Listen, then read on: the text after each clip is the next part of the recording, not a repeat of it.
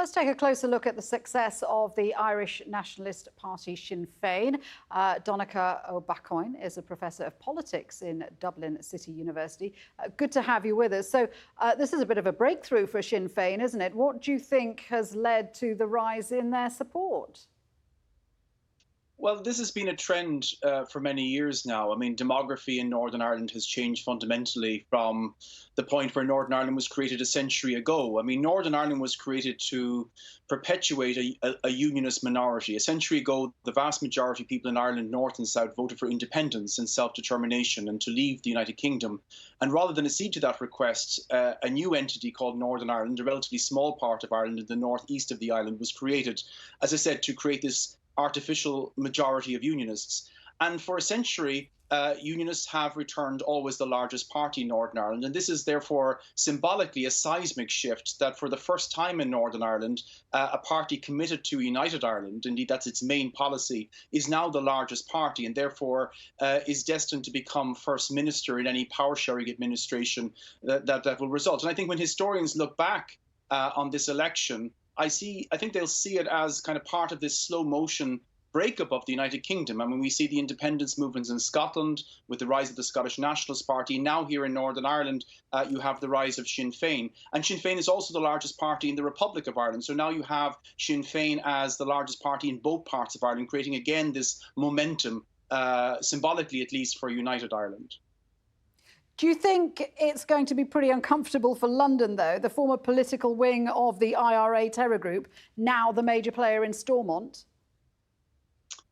I think Northern Ireland has always posed difficulties for the British government, but Sinn Féin is a very different party from the party that used to be the political wing of the IRA. I was thinking how symbolic it was that the election was called on the 5th of May.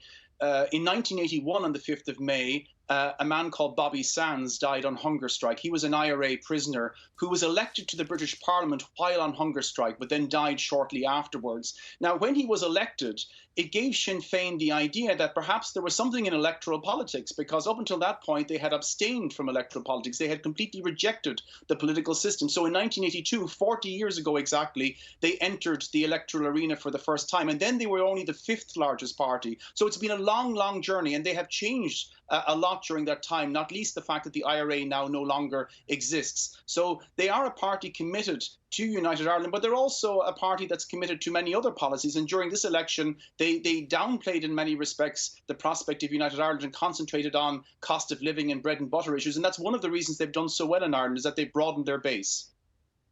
So does it follow then that voters for Sinn Féin aren't necessarily showing increased support for a united Ireland, but rather it was other factors that they may have been voting for? I think in Northern Ireland, still the tribal template does hold sway. I think that people who vote for Sinn Féin will have been impressed by the fact that there was a real chance for a nationalist to become First Minister in Northern Ireland. That will have been important. I think their support base in the Republic of Ireland, which has increased from 1% in 1989 to, as I said, being the largest party now in the Republic of Ireland in terms of votes, I think that's been largely due to the fact that the Troubles has ended in Northern Ireland. A whole generation has grown up with the peace process.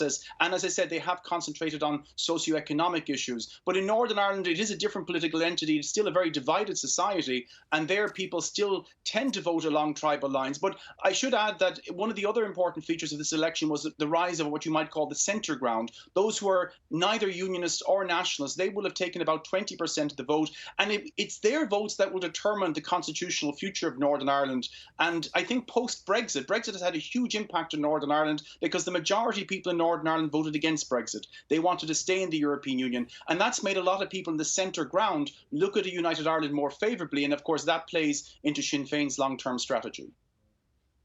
Interesting stuff. Thank you very much indeed for joining us, Donnacha Ó Beacháin there.